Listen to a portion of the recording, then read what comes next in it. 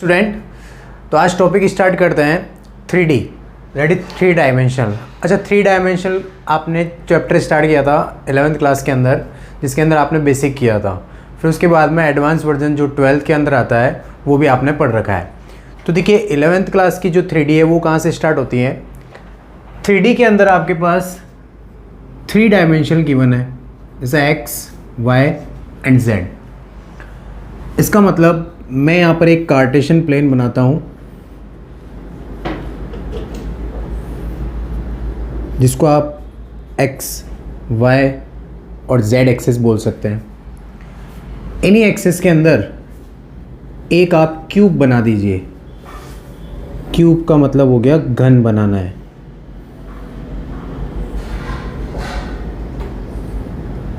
तो ये आपने पूरा एक क्यूब बना दिया जिसके वर्टेक्स यानी शीर्ष जैसे ए, बी, सी, डी, ई, एफ, जी, ये सारे नाम दे देना आपको और इसको आप लिख देना ओ।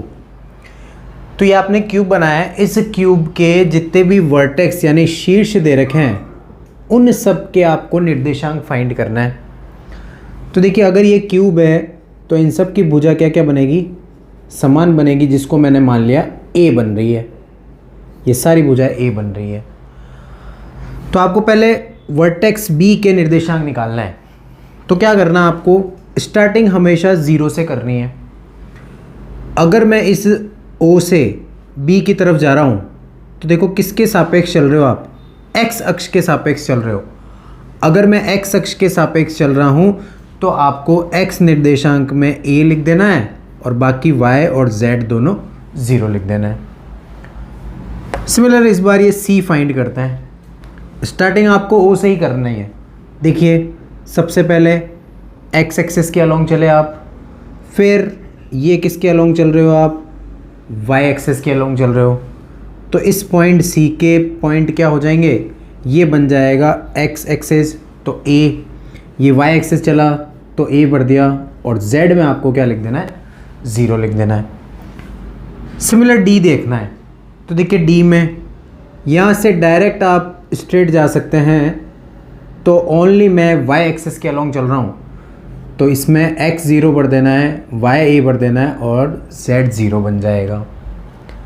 सिमिलर आप ई भी फाइंड कर सकते हैं। ये वाई एक्सेस के अलोंग, इस बार ये जेड एक्सेस के अलोंग चल रहा है तो ये मैंने फिल किया एक्स 0, वाई ए और जेड में भी ए फिल कर दिया। सिमिलर जी फाइंड करना है। जी में देखिए आप इस ओ से डायरेक्ट आप वर्टिकल चल रहे हो यानी ऊर्ध्वाधर चल रहे हो। तो ये किसके अलोंग चल रहे हो आप, जेड एक्सेस के अलोंग। इसका मतलब 0, 0 और ए, यानी जेड के अंदर ए लिखना है, बाकी सारे 0 लिख देना है।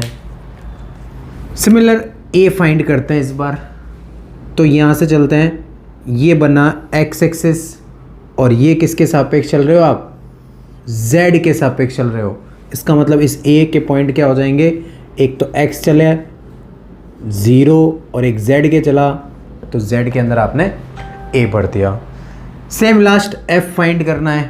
तो देखिए x, y और ये z, इसका मतलब तीनों एक्सेस आप रोटेट कर रहे हो तो इसके अंदर a, a, तो ये जितना भी था वो सारे मैंने वर्टेक्स बताया आपको। अब देखिए सबसे पहला अगर मैं आपको बोल दूं इस x एक्सिस पर पॉइंट क्या होगा, इसका मतलब on x axis, x axis पर हमेशा y और z 0 होते हैं, यानी ऑन x एक्सिस y 0 रहेगा और z भी क्या रहेगा, 0 रहेगा। सिमिलर मैं बोल दूं आपको y एक्सिस का चेक करना है तो मैं लिखूंगा on y axis. y axis पे देखिए क्या हो रहा है, y एक्सिस पर x और z 0 हो रहा है, यानी x 0 हो जाएगा और z 0 हो जाएगा। Similar on z axis, z axis में देखिए क्या हो रहा है, z एक्सिस के अंदर इस पॉइंट की फॉर्म दे रखी है x और y 0 और z आपने a लिखा है तो इसके अंदर x 0 हो जाएगा और y 0 बन जाएगा। इसी तरह देखिए आप xz प्लेन, ये एक xz प्लेन है। एक्जेड प्लेन का मतलब जो एक्स एक्सिस और जेड एक्सिस से मिलकर बन रहा है उसको आपने एक्जेड प्लेन दिया है। एक्जेड प्लेन के अंदर देखिए कौन सा कोऑर्डिनेट जीरो आ रहा है। एक्जेड प्लेन के अंदर ये ए पॉइंट था, इसके अंदर आपने एक्स कोऑर्डिनेट और जेड कोऑर्डिनेट लिखा है, तो वाई मैंने क्या लिखा है यहाँ पर ज़ीरो, यानी जेड वाई प्लेन के अंदर वाई हमेशा क्या होगा ज़ीरो बनेगा। सिमिलर जेड वाई प्लेन के अंदर देख सकते हैं आप ये ई पॉइंट है जिसके अंदर एक्स कोऑर्डिनेट ज़ीरो लिख रखा है। एंड सिमिलर ये बन रहा है एक पूरा एक्स वाई प्लेन, और एक्स वाई प्लेन पे देख सकते हैं आप ये सी पॉइंट आ रहा है जिसके अंदर जेड कोऑर्डिनेट ज़ीरो आ रहा है, तो ये जेड कोऑर्डिनेट क्या बन जाएगा ज़ीरो बन जाएगा। तो ये आपको एक्स वाई जेड एक्सिस के बारे में ध्यान रखना है। कोई भी आपको पॉइंट दे सकता है, आपसे पूछा जा सकता है कि वो एक्स एक्सिस पर लाई कर रहा है वाई पे जेड पे, या एक्जेड प्लेन पे, या फिर एक्स वाई प्लेन पे, या फिर जेड वाई प्लेन पे। तो ये जो मैंने आपको कार्टेशियन प्लेन बताया है वो 3D का कार्टेशियन प्लेन होता है। फिर इसी के अंदर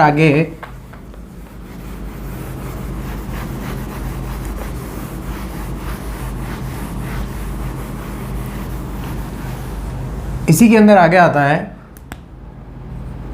distance between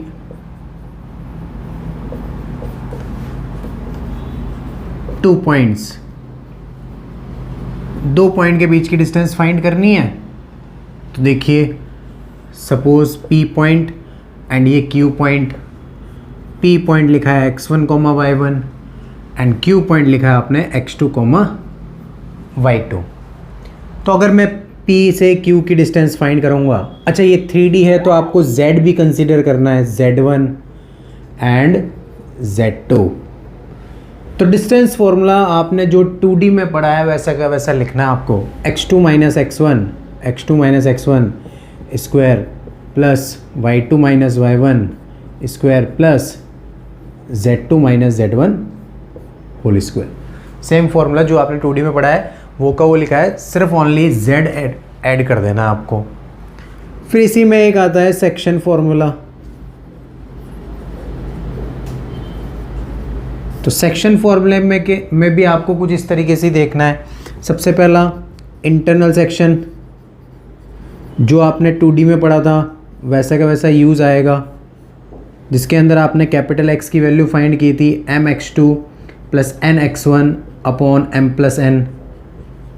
similar y find किया था आपने my2 plus ny1 upon m plus n।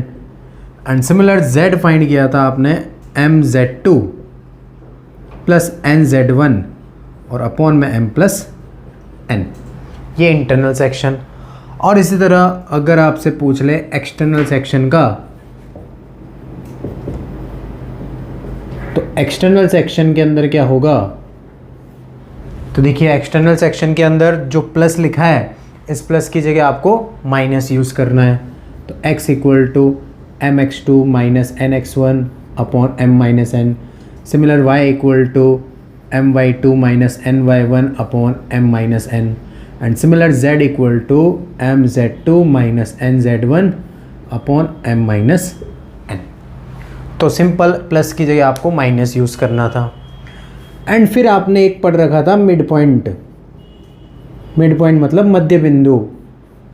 तो उसके लिए आपने capital X equal to x1 plus x2 upon 2, same y equal to y1 plus y2 upon 2 and similar z equal to z1 plus z2 upon 2। तो ये mid point, section formula, internal section, external section and distance between two points, ये जितना भी था वो आपने 11th class के अंदर पढ़ रखा था। बेसिक है, सिंपल क्वेश्चन आता है इसी से, वो आप अपन कर सकते हैं। तो देखिए इसी के अंदर आगे 3D में क्या पूछा जाता है,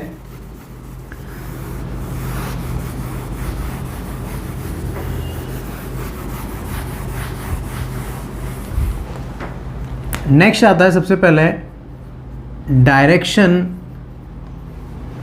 रेशियो एंड डायरेक्शन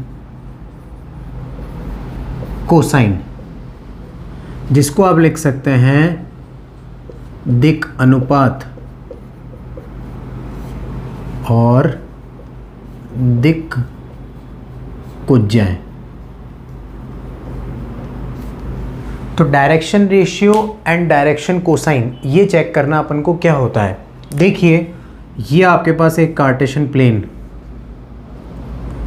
इस कार्टेशियन प्लेन पर ये पॉइंट सपोज आपने लिखा है ओरिजिन यानी 0,0,0। यहाँ से मैं एक लाइन बना देता हूँ जिस पे लास्ट वाला जो पॉइंट है वो लिख देता हूँ XYZ। तो मैं इस OA लाइन को 0,0,0 से लेकर XYZ तक पूरा बना दिया।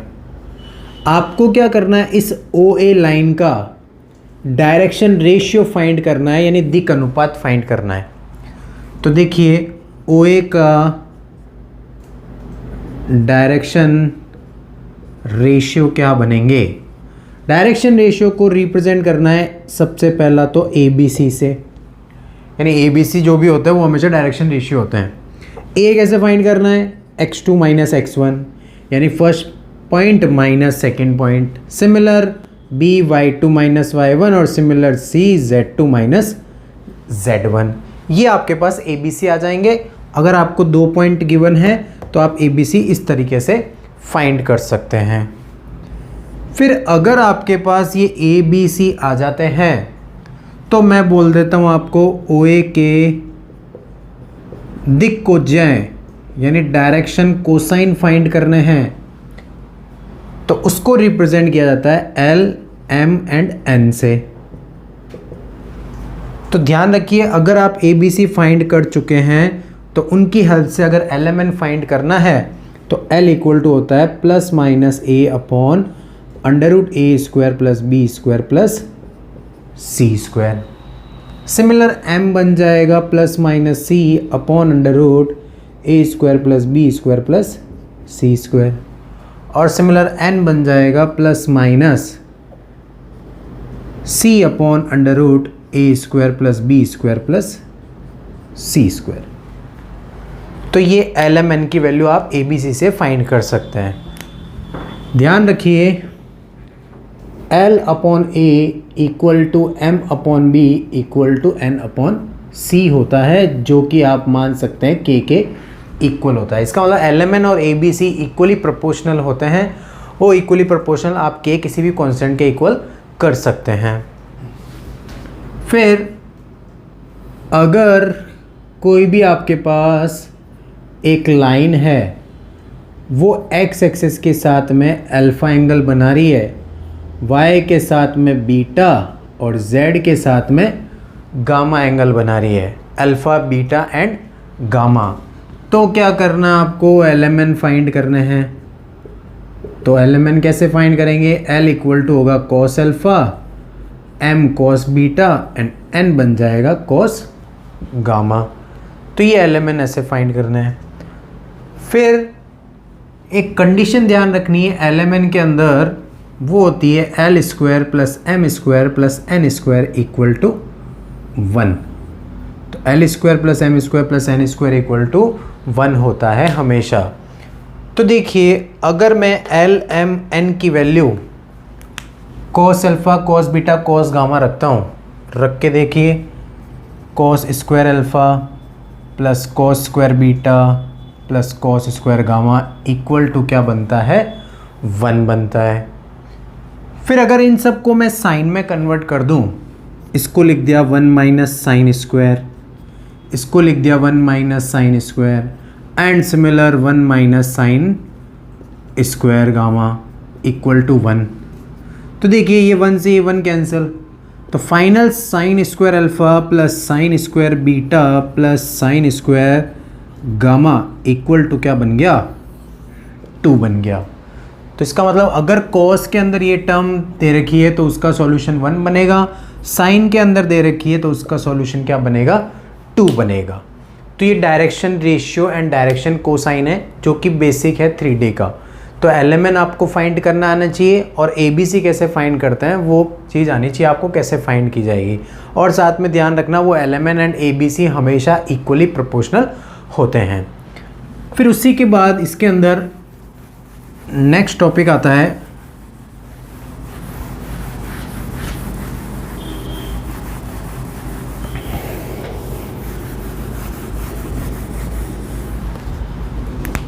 Equation of a line in space.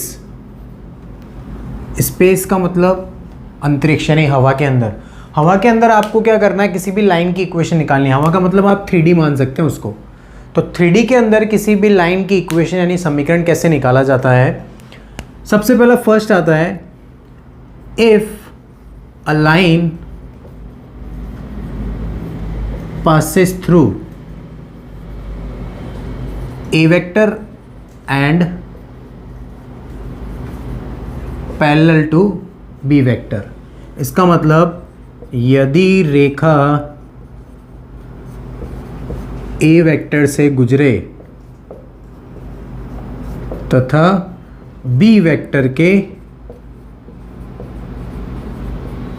समांतर हो। तो देखिए, सपोज मैंने एक ऐसे लाइन बना दी जो कि एक ए वेक्टर से पास हो रही है, यानी ए वेक्टर आपको एक पॉइंट गिवन होगा और वो किस फॉर्म में गिवन होगा, x1 i cap plus y1 j cap plus z1 k cap की फॉर्म में गिवन होगा। और साथ में इसी के पैरेलल एक वेक्टर दे रखा होगा b वेक्टर, जिसके अंदर हमेशा ए बी सी लिखे होंगे, A I cap plus B J cap plus C K cap. तो आपको इस लाइन की इक्वेशन फाइंड करनी है ए बी की। तो फॉर्मूला क्या यूज़ करेंगे आप, R vector equal to A vector plus lambda B vector. तो ए वेक्टर आपको पॉइंट गिवन होगा वो यहाँ रखना है, बी वेक्टर आपको गिवन होगा वो यहाँ रखना है, सिंपल इक्वेशन बन जाएगी। ध्यान रखिए, आर वेक्टर की जगह आपको आर वेक्टर ही प्लेस करना है। इसको बोलते हैं अपन वेक्टर फॉर्म यानी सदिश रूप। फिर इसी का एक कार्टेशियन फॉर्म भी आता है यानी कार्तीय रूप। और वो क्या होता है, वो होता है x minus x1 upon A equal to Y minus y1 upon B equal to z minus z1 upon C.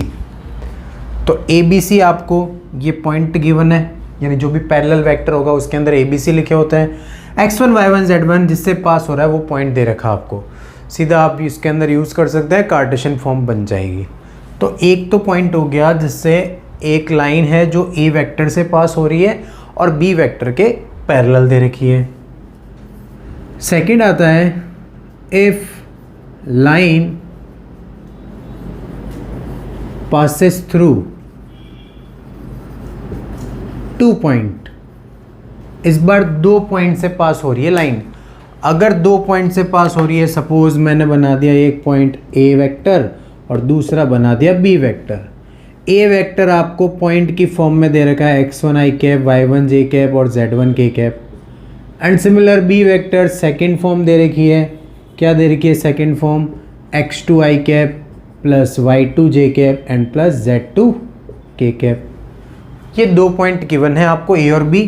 तो इक्वेशन क्या यूज़ करनी है, are vector equal to A vector plus lambda B vector minus A vector use करनी है। तो are की जगह are ही रखो, ए और बी की वैल्यू आपको गिवन होगी वो प्लेस कर सकते हैं, इक्वेशन बन जाएगी।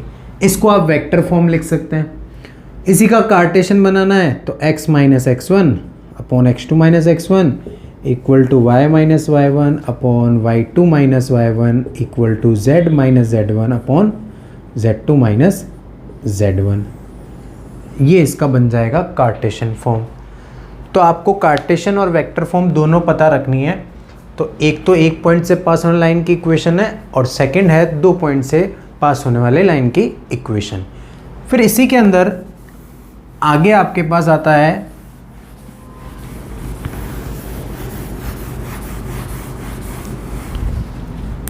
Angle between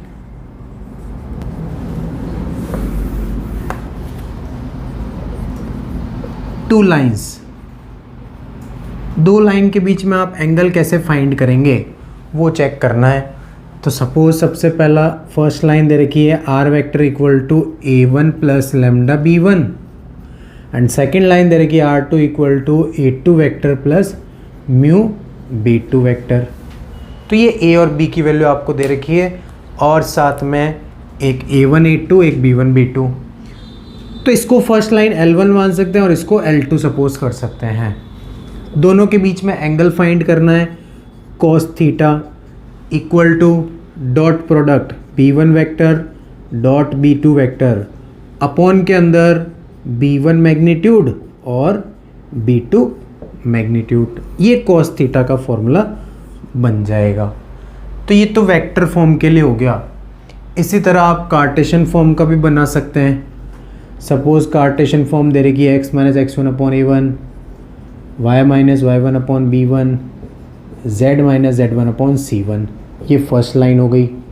similar second line x minus x2 upon a2, y minus y2 upon b2 and z minus z1 upon c2, ये सेकेंड लाइन हो गई L2।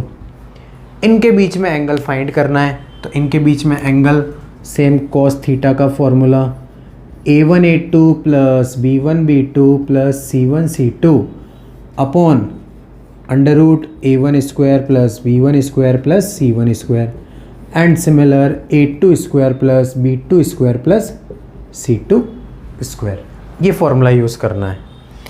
फिर देखिए, अगर ये दोनों लाइन L1 परपेंडिकुलर हो जाए L2 के, दोनों लाइन एक दूसरे के परपेंडिकुलर यानी लंबवत है, तो ध्यान रखिए B1 vector dot B2 vector क्या होगा, 0 बनेगा और इसके अंदर A1 A2 plus B1 B2 plus C1 C2 equal to क्या बनेगा, 0 बन जाएगा।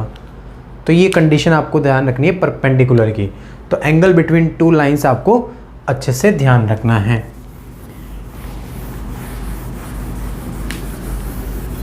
इसी के आगे नेक्स्ट आता है equation of a plane in space. Plane की इक्वेशन फाइंड कैसे करेंगे? तो देखिए, प्लेन का मतलब समतल, समतल का समीकरण।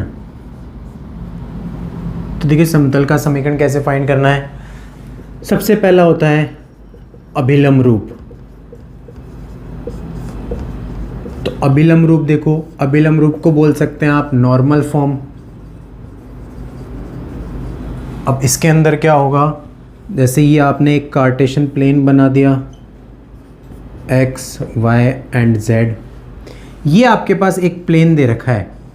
इस प्लेन की इक्वेशन फाइंड करनी है। मैं क्या करता हूँ, इस ओरिजिन से इस पर परपेंडिकुलर डाल देता हूँ। इस परपेंडिकुलर को मैंने लेट कर लिया d है ये, यानी मूल बिंदु से इस समतल की लंबवत दूरी, जिसको आप d मान सकते हैं। साथ में इस प्लेन के लंबवत यानी परपेंडिकुलर हमेशा एक n वेक्टर होता है, जिसको आप लिख सकते हैं a i cap plus b j cap plus c k cap की फॉर्म में। इस n वेक्टर को बोला जाता है अभिलंब सदिश। अभिलंब सदिश यानी नॉर्मल वेक्टर, ये लिख सकते हैं आप। तो n वेक्टर के अंदर हमेशा a b c लिखे होंगे और आपके पास मूल बिंदु से इसकी दूरी d दे रखी होगी। तो इस समतल का समीकरण क्या यूज़ करना है, r vector dot n cap equal to d, ये फॉर्मूला यूज़ करना है आपको। अच्छा, ये n कैप कैसे फाइंड करेंगे? वेक्टर दे रखा है मुझे n, तो n कैप अगर फाइंड करेंगे तो सदिश बट्टा सदिश का परिमाण, इससे आपके पास n कैप आ जाएगा, वो यहाँ रख सकते हैं। d आपको दूरी दे रखी होगी और r वेक्टर आपको r वेक्टर ही रखना है। तो ये n कैप हो गया। अच्छा, कैप का मतलब ये क्या बन गया, एक इकाई सदिश बन गया।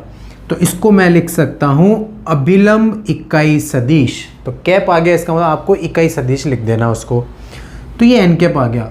ध्यान रखिए, जो n कैप होता है वो हमेशा l i cap plus m j cap plus n k cap की फॉर्म में लिखा होगा। तो l i cap m j cap n k cap को मैं क्या लिखूंगा, n कैप लिखूंगा। a b c को मैं क्या लिखूंगा, n वेक्टर लिखूंगा। और ये जो d लिखा है उसको आप मूल बिंदु से समतल की लंबवत दूरी बोल सकते हैं। तो ये फॉर्मूला यूज़ करना आपको, r vector dot n cap equal to d, इसको आप वेक्टर फॉर्म लिख सकते हैं। इसी का कार्टेशियन फॉर्म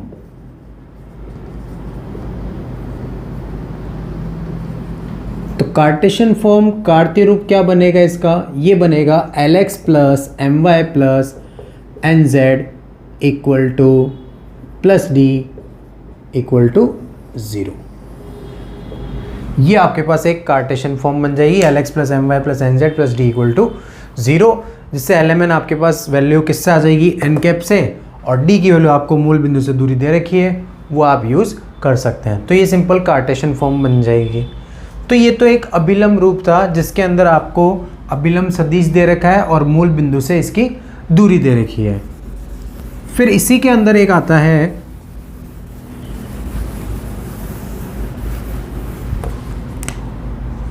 एक बिंदु से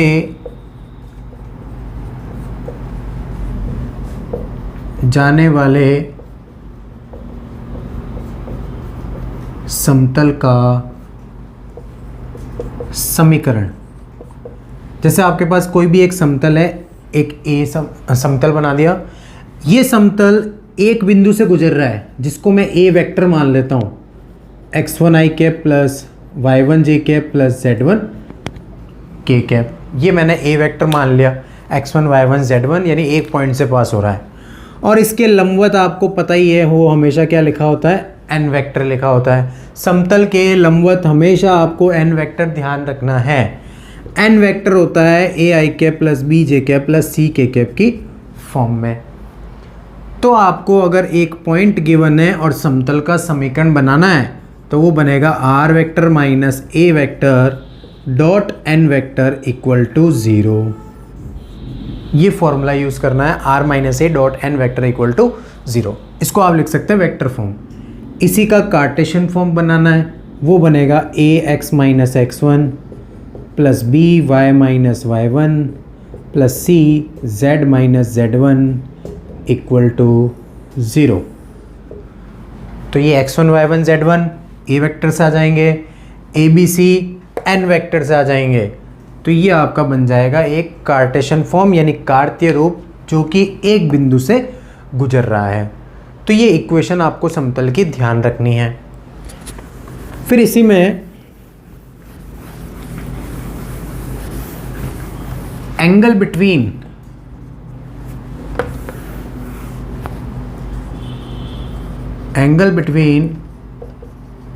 टू प्लेन्स यानी दो समतल के बीच में अगर कोण फाइंड करना है आपको, तो सपोज एक समतल दे रखा है are vector dot n1 vector equal to d1, दूसरा दे रखा है are vector dot n2 vector equal to d2, और मेरे को इन दोनों समतल प्लेन फर्स्ट प्लेन सेकंड के बीच में एंगल फाइंड करना है। तो simple cos theta equal to n1 vector dot n2 vector upon के अंदर दोनों का मैग्नीट्यूड लिख सकते हैं। ये cos थीटा का फॉर्मूला बन गया। इसी तरह कार्टेशियन फॉर्म में दे दे आपको अगर प्लेन, और कार्टेशियन फॉर्म में प्लेन क्या होगा, a1x plus b1y plus c1z plus d1 equal to 0, and second मान लेते हैं a2x plus b2y plus c2z plus d2 equal to 0। ये प्लेन फर्स्ट एंड ये प्लेन सेकेंड। अगर ये दे रखे हैं प्लेन आपको, तो फॉर्मूला क्या बनेगा, जो आपने लाइन के लिए बनाया है a1 a2 plus b1 b2 वो एज इट इज़ लिख दीजिए आप, under root a1 square b1 square c1 square, फिर under root a2 square b2 square and c2 square. फिर इसमें भी अगर प्लेन P1 परपेंडिकुलर है P2 के, अगर प्लेन दोनों एक दूसरे के परपेंडिकुलर है, तो n1 डॉट n2 किसके इक्वल होगा, 0 के इक्वल होगा। एंड सिमिलर अगर कार्टेशियन प्लेन आ जाए तो a1 a2 plus b1 b2 plus c1 c2 किसके इक्वल हो जाएगा, 0 के इक्वल हो जाएगा। तो simple angle between two planes आप ध्यान रख सकते हैं। इसी के आगे देखते हैं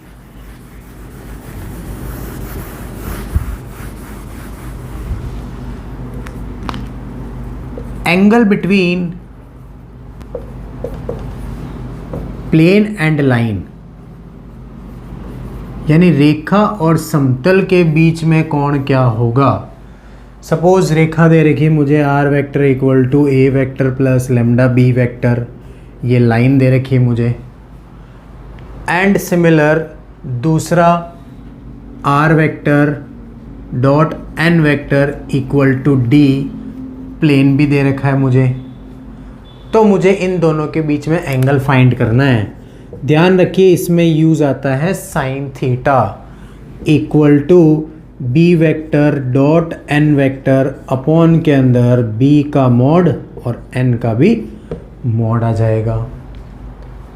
फिर इसके अंदर भी if line parallel to plane, यानी एक रेखा और समतल दोनों समांतर दे रखे हैं, तो ध्यान रखिए b vector dot n vector equal to 0 बनेगा। तो ये समांतर के अंदर कंडीशन ध्यान रखनी है आपको, b vector dot n vector equal to 0 बनता है। तो ये angle between plane and line था। सेम किसी बिंदु x1 y1 की x1 y1 z1 की समतल से दूरी, कोई भी बिंदु आपको दे रखा है, उस बिंदु की समतल से दूरी कैसे निकालनी है वो देखिए। सपोज आपके पास एक पॉइंट ये x1 y1 z1 है, ये समतल दे रखा है ax plus B y plus C z plus d equal to 0। मुझे इस बिंदु की समतल से लंबवत दूरी निकालनी है, तो फॉर्मूला यूज़ करूँगा d इक्वल टू मॉड, ये पॉइंट आप यहाँ प्लेस कर दो, ax1 plus B Y one plus सी Z one plus D upon में अंडर रूट में x y और z के कोफिशिएंट का square, a square plus B square plus C square. तो ये आपके पास किसी भी बिंदु से समतल की दूरी आ जाएगी। तो ये जितना भी फॉर्मूले मैंने आपको सारे बताए हैं वो सब फॉर्मूले 3D से रिलेटेड है। तो ये सबसे पहला आपको प्लेन का बारे में ध्यान रखना और एक लाइन के बारे में, उनकी इक्वेशन कैसे फाइंड की जाती है और उनके बीच में एंगल कैसे फाइंड किए जाते हैं। तो ये सारे फॉर्मूले आप अच्छे तरह से लर्न कर सकते हैं, नहीं तो अपने ग्रेडअप की जो बुक दे रखी है उसके अंदर भी बहुत सारे फॉर्मूले वो भी आप पढ़ सकते हैं। तो अब अपन क्या करेंगे, इससे रिलेटेड क्वेश्चन को डिस्कस करेंगे। तो 3D से रिलेटेड क्वेश्चन डिस्कस करेंगे।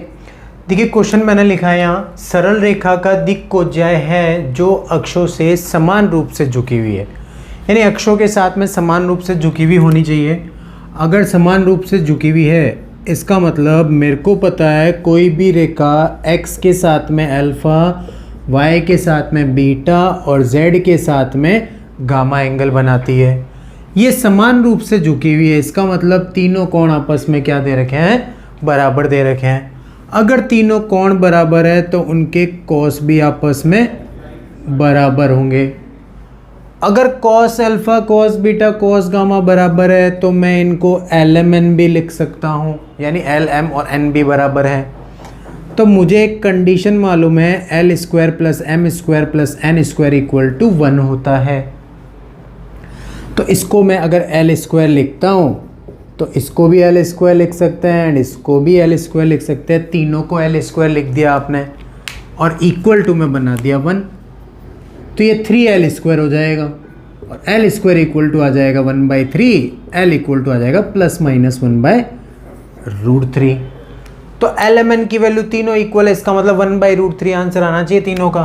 तो ये ए ऑप्शन ये रहा आपके पास में। तो सिंपल क्वेश्चन था, आप कर सकते हैं। नेक्स्ट है बिंदु, ये दे रखा है पॉइंट आपको और एक क्यू पॉइंट दे रखा है के बीच दूरी, इसको P मान सकते हैं आप, के बीच दूरी आपको A दे रखी है, A फाइंड करना है। तो देखिए इन दोनों के बीच की डिस्टेंस कैसे निकालते हैं आप, under root x2 minus x1 का whole square plus y2 minus y1 plus 8 हो जाएगा। And similar z2 minus z1 4 minus 4 square equal to में डिस्टेंस कितना गिवन है, 5 गिवन है। तो A फाइंड करना है अब। तो सबसे पहले देखिए आप अंडर रूट में इन दोनों में से माइनस कॉमन ले लेंगे, माइनस अगर कॉमन लिया तो ये सारे प्लस के हो जाएंगे। और माइनस का स्क्वायर पॉजिटिव होता है। कैलकुलेशन आपको करना आना चाहिए। तो मैं a प्लस बी का होल स्क्वायर लगा सकता हूँ डायरेक्ट। 3 का स्क्वायर 9, a का square a square plus 2 into a b 6a, 8 minus 5 3 का स्क्वायर 9 और इक्वल टू में आ जाएगा 5 क्योंकि ये तो 0 हो गया। नेक्स्ट स्क्वायर कर दीजिए दोनों तरफ अगर मैं स्क्वायर करता हूँ तो ये a square plus 6a 9 plus 9 18, इधर स्क्वायर किया 25, तो 18 में से 25 माइनस करना है, कितना आ जाएगा -7 आ जाएगा। तो a square plus 6a minus 7 equal to 0। तो मिडिल टर्म स्प्लिट करनी है आपको, तो a 6a minus 7, a square लिख दिया प्लस 7a माइनस a लिख दिया और -7। तो इससे अगर आप सॉल्व करेंगे तो देखिए a common a plus 7, -1 common a plus 7, तो a की वैल्यू मेरे पास आ गई 1 एंड एक -7। तो a की वैल्यू 1 एंड -7 दोनों आ रही है, इसका मतलब a की वैल्यू 1 या फिर -7 हो जाएगी। तो सिंपल क्वेश्चन था, डिस्टेंस फॉर्मूला आपको पता है तो डायरेक्ट यूज़ कर सकते हैं। नेक्स्ट है उस सरल रेखा का समीकरण जो alpha comma beta comma gamma से होकर जाती है एवं अक्षों से समान रूप से झुकी हुई है। तो देखिए एक ऐसे रेखा का समीकरण निकालना है जो alpha comma beta comma gamma से जा रही है एवं अक्षों से समान रूप से झुकी हुई है। अच्छा देखिए, अगर कोई भी रेखा अक्षों से समान रूप से झुकी हुई है, इसका मतलब उसका अल्फा बीटा और गामा क्या दे रखा है, इक्वल दे रखा है, यानी उसका कोसाइन भी इक्वल होगा और उसका एलएमएन भी क्या हो जाएगा, इक्वल हो जाएगा। अगर एलएमएन इक्वल है इसका मतलब उसके एबीसी भी मैं क्या बना सकता हूँ, इक्वल बना सकता हूँ। इसका मतलब आपको जो दिक् अनुपात दे रखे हैं वो बराबर दे रखे हैं और मुझे पता है रेखा एक बिंदु से गुजर रही है। एक बिंदु से गुजरने वाली रेखा का समीकरण क्या होता है, x minus x1 upon A equal to y minus y1 upon B equal to z minus z1 upon C. ये आपके पास एक रेखा से जाने वाली रेखा, एक बिंदु से जाने वाली रेखा का समीकरण है। अच्छा ये जो ए बी सी है वो समान है, इसका मतलब मैं इनको काट सकता हूँ। x1 y1 z1 पॉइंट आपको दे रखा है, अल्फा बीटा गामा रख दीजिए, x minus alpha y minus beta and z minus gamma. तो ये इक्वेशन बन जाएगी एक बिंदु से जाने वाली रेखा का समीकरण। तो ये आपके पास ऑप्शन दे रखा है ए। इसी तरह नेक्स्ट पॉइंट है बिंदु अल्फा बीटा गामा से y अक्ष पर डाले गए लंब के पाथ के निर्देशांक। इसका मतलब ये जो पॉइंट है alpha comma beta comma gamma, इस पॉइंट से y अक्ष पर आपको लंब डालना है। देखिए ये आपके पास एक कार्टेशियन प्लेन, ये y ये z बनाया आपने और ये x बनाया। सपोज मेरे पास पॉइंट है ये p अल्फा बीटा गामा, इस पॉइंट से y एक्सिस पर लंब डालना है। तो देखिए लंब डाल देते हैं डायरेक्ट, ये खींच दिया मैंने यहाँ पर। तो अगर ये लंब डाला है तो आपको इस लंब के निर्देशांक निकालने हैं। तो देखिए ये जो पॉइंट है वो कहाँ पर स्थित है, y अक्ष पर स्थित है। मुझे पता है अगर y अक्ष पर स्थित है तो उसका x निर्देशांक 0 होगा और z निर्देशांक क्या होगा, 0 बनेगा। अब मुझे y निर्देशांक लिखना है। तो देखिए y निर्देशांक उसको आपको ऊपर के अंदर दे रखा है, एक तो p दे रखा है अल्फा बीटा और गामा। तो पहला तो x हो गया, तो y क्या बन गया मेरे पास, बीटा बन गया। इसका मतलब ये जो y कोऑर्डिनेट है वो ऐसा कैसा नीचे आ जाएगा। तो पॉइंट बन गया 0 कॉमा बीटा कॉमा 0, तो 0 comma beta comma 0 b point हो जाएगा। तो सिंपल है, y अक्ष पर डाले गए लंब के निर्देशांक आप निकाल सकते हैं। सिमिलर x का भी निकाल सकते हैं, z का भी निकाल सकते हैं। नेक्स्ट है बिंदु 1, -1, 1 एवं -1, 1, 1 से होकर जाने वाले रेखा का दिक् कोज्याएं क्या होगी। इस बार आपको दिक् कोज्याएं यानी एलिमेंट फाइंड करना है। तो अगर मेरे पास ये 2 पॉइंट गिवन है तो मैं ए बी सी फाइंड कर सकता हूँ। कैसे फाइंड कर सकते हैं ए बी सी, ए फाइंड करना है तो x कोऑर्डिनेट माइनस कर दो, -1, -2।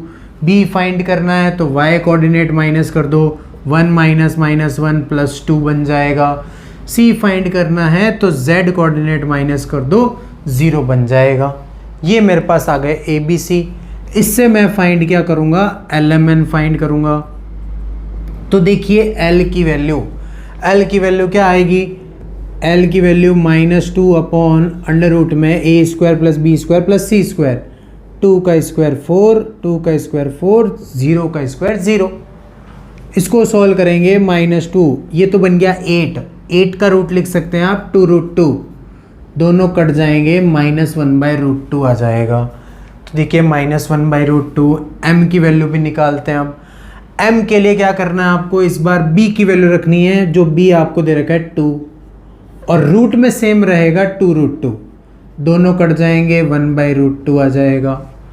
एंड सिमिलर n के लिए आपको c की वैल्यू रखनी है। देखिए c तो 0 ही दे रखा है आपको, तो ये मेरे पास LMN आ जाएंगे। L की वैल्यू -1/√2, m 1/√2 एंड n की वैल्यू 0। तो देख सकते हैं आप इसके अंदर डी ऑप्शन, यहाँ पर प्लस है, वहाँ पर माइनस दे रखा है, तो आपको ये चीज़ ध्यान रखनी है, कौन सा प्लस हो रहा है कौन सा माइनस हो रहा है। नेक्स्ट आएगा इसके अंदर समतल। तो देखिए समतल ये दे रखा है कि मूल बिंदु से दूरी क्या होगी, ये फाइंड करना है आपको। तो देखिए मूल बिंदु से दूरी, डी फॉर्मूला क्या करना है सबसे पहले, या फिर ऐसा कर सकते हैं आप, x y और z ऐसा कैसे रखिए और 14 को उधर शिफ्ट कर दीजिए, -14। अब अच्छा ये 2, तो क्या करना है, 2, 3 और 6 का स्क्वायर रूट फाइंड कीजिए।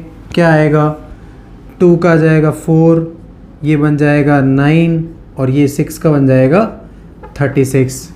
तो ये टोटल बन गया 49, 49 का क्या बन गया 7 का पूरी इक्वेशन में डिवाइड करना है। तो ये बना 2/7, 3/7 and plus 6/7 z equal to, अगर मैं 7 का इसमें डिवाइड करता हूँ तो -2 आएगा। ध्यान रखिए ये जो वैल्यू दे रखी होती है वो प्लस में होनी चाहिए, जिसको आप डिस्टेंस d बोलते हैं। तो प्लस में करने के लिए इसको माइनस से मल्टीप्लाई कर दो, पूरी इक्वेशन को माइनस से मल्टीप्लाई कर देना है और ये +2 हो जाएगा। तो ये आ गया आपके पास d यानी मूल बिंदु से समतल की दूरी, जो कि आ रही है 2। तो ये ऑप्शन हो जाएगा 2। तो सिंपल क्वेश्चन था, आप इजीली सॉल्व कर सकते हैं। नेक्स्ट देखिए, आपके पास दो रेखाएं दे रखी है, एक L1 और एक L2। दोनों रेखाएं परस्पर लंबवत है, k का मान फाइंड करना है आपको। तो देखिए simple, A1 A2 B1 B2 C1 C2 किसके इक्वल होगा, 0 के इक्वल होगा, क्योंकि क्या दे रखा है आपको, लंबवत दे रखा है। कीजिए मल्टीप्लाई इसको, ये माइनस का 9k, ये इससे मल्टीप्लाई प्लस का 2k, ये इससे मल्टीप्लाई -10 इक्वल टू 0। ये बन जाएगा कितना, -7k। 10 को उधर भेज दिया, k की वैल्यू क्या आ गई, -10/7। तो simple A1 A2 B1 B2 C1 C2 equal to 0 करो, k की वैल्यू फाइंड कर दो, -10/7 आ जाएगी। नेक्स्ट देखते हैं, बिंदु दे रखा आपको से समतल इतने की लंबिक दूरी क्या होगी। तो देखिए समतल की बिंदु से दूरी निकालनी है, तो समतल की बिंदु से दूरी कैसे निकालते हैं अपन, d का फॉर्मूला यूज़ करते हैं, मॉड ये पॉइंट इस समीकरण में रखना है। कैसे रखना है, x की जगह 2 रखना है, ये रख दिया, y की वैल्यू 1 रखनी है, रख दी, प्लस 4z, z की वैल्यू -1 है, +4 × z की वैल्यू -1 है। इस 9 को इधर शिफ्ट कर देना, -9 अपॉन अंडर रूट में x के कोफिशिएंट का स्क्वायर, y के कोफिशिएंट का स्क्वायर, z के कोफिशिएंट का स्क्वायर, 1 + 4 + 16। तो सिंपल इसे सॉल्व कीजिए आप। ये देखिए 2 और -2 तो कट गया, -4 और -9 माइनस के 13 अपॉन में रूट में क्या आ जाएगा 21। मॉड दे रखा है इसलिए मैं इसको प्लस में कंसिडर करूँगा। तो 13/21 रूट के अंदर सी ऑप्शन हो जाएगा। तो सिंपल क्वेश्चन है। तो ये जितने भी क्वेश्चन मैंने आपको बताया वो सारे 3D से रिलेटेड है। इससे रिलेटेड भी क्वेश्चन बहुत सारे आपको दे रखे हैं। तो अपनी जो book grade of defence academy की है उसको आप अच्छे से पढ़िए। उसके अंदर फॉर्मूलाज और क्वेश्चन सारे अवेलेबल है, उनको आप फॉलो कर सकते हैं।